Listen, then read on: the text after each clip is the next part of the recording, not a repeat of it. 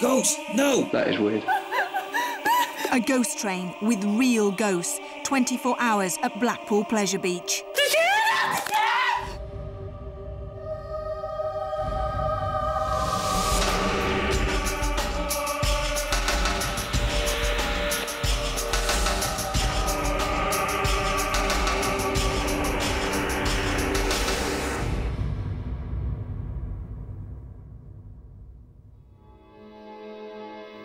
Hello and welcome to Most Haunted. We've come to Blackpool Pleasure Beach where 7 million people come each year to have fun.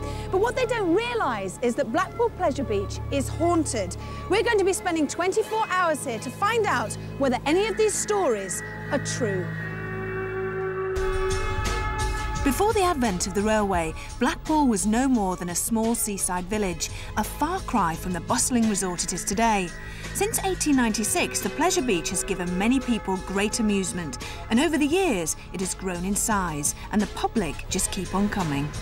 Underneath Sir Hiram Maxim's flying machine is a shop called Maxim's that has reported poltergeist activity, and believe it or not, the ghost train has a very mischievous ghost called Cloggy.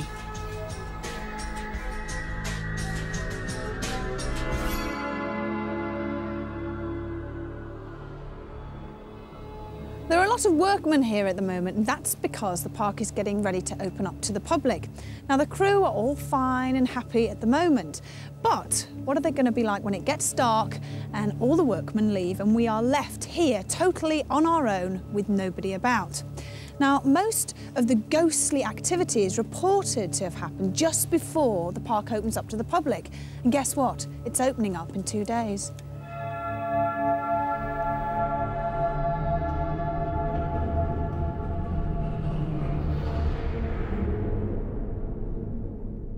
Now, Jason, a lot of people have actually seen inside the gift shop either one child or 2 children, and they've got poltergeist activity there as well. What are poltergeists? Well, poltergeists can be one of 2 things. They normally set into the child, pubescent teenager type of category, whereby the phenomena centres around a person. The other type is where the poltergeist activity is location-based, where it seems to be more attached to the building itself, and that's the case here with the gift shop. A lot of people are talking about the fact that it's built under one of the oldest, or the oldest ride in the park, and that might be the reason for it. I personally would be wanting to look at the case in much closer detail, because it sounds to me as if it may just be a prank. I mean, it could just be one member of staff playing a trick on another. You know, it's not a controlled environment. It seems to me the kind of place where you might want to play a trick on somebody. It's a laugh. We're in a fun park. I'd want to look at it in that sort of respect. The bit I'm looking forward to most is actually, I want to, I don't know how you feel, see if anything moves in the shop, because that's what seems to be happening more than anything. I'm very surprised if it does, but it would be fascinating if it does. I would be shocked. I don't know about you, but I certainly would be. Well, you know me, I'll just scream my head off. What about the fascination with ghosts? I mean, we're all here, that's what we're doing. But why is it that people seem to be so fascinated with ghosts, so much so that people want to go on a ghost train and scare themselves to death? Well, the ghost train, of course, here has a story of a ghost attached to it itself, a real ghost, supposedly.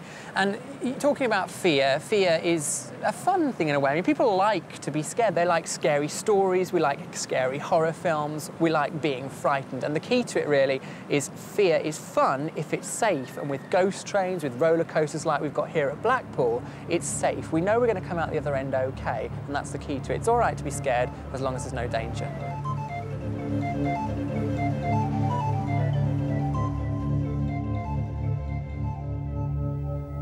This gift shop underneath Maxim's flying machine is supposed to be haunted by a little girl. Now, staff members have actually seen her and witnessed things flying off the shelves. And in the morning, products have been swapped around.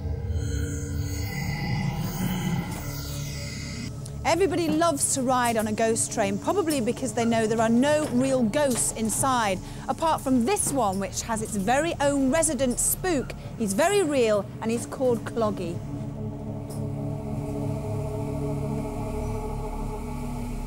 He used to work here, and he got his nickname because he used to wear clogs. Now, staff members have often heard him walking behind them when they're in the ghost train, even to this very day.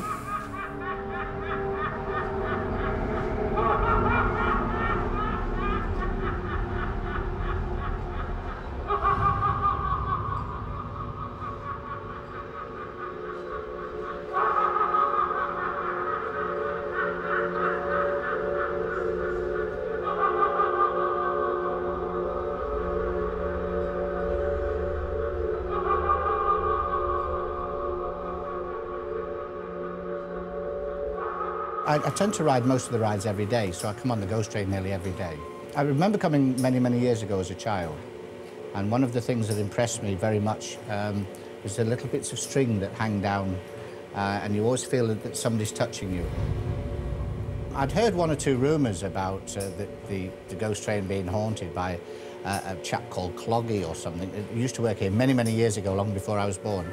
So I decided one night to do a little exercise, and once the park had shut and everybody had gone home, I thought I would walk the track of the Ghost Train. And walking round, of course, I'm a lot taller than I am sitting in the car, so when the strings came down, they actually sort of started going round my neck and pulling up my face. And when I came out, I was then told that the strings had been taken out the week before, and there weren't any strings hanging down at all. And I thought that was a bit spooky. Most of the staff that have worked here don't enjoy working in the shop. And over the years, a number of strange things have happened. I mean, things have physically been moved, not that you could put down to vibration or maybe some freak wind or anything else, physically been taken off a shelf and put on a counter. Now, there's no way that anybody can get in at night. The shop's alarmed, it's locked up. The retail management keep the keys, and if they close at 11 o'clock and open again at 9 in the morning, nobody's here. A number of staff over the years, various different ages, types of people, have seen small images of what they've taken to be children playing around, and the only way we can logically anyway explain it is that the children don't like certain products and then remove them from areas that they think they don't belong. Of all the shops that I've ever worked in and all the companies I've ever worked for, I've never known an atmosphere like this one. Well, I was of the opinion that I was being touched by these strings, and I found out afterwards that I wasn't being touched by the strings. So what I want to know is, what was touching me? What did I feel when I was in here? Our medium, Derek Okora, had arrived at the Ghost Train. As always, he's had no idea where he was being brought to.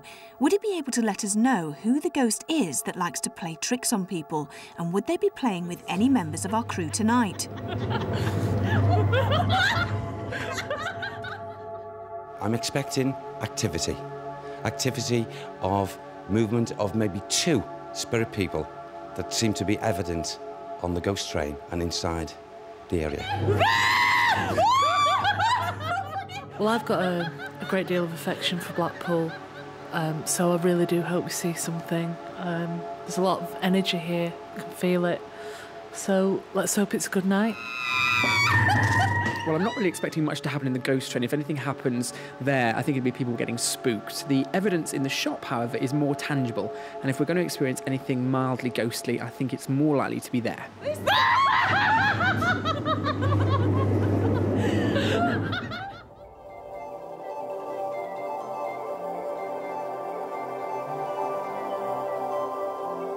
Our investigation had begun, and it had to be one of the most unusual locations to be spending the night. Derek, our medium, took us to the beginning of the Ghost Train ride.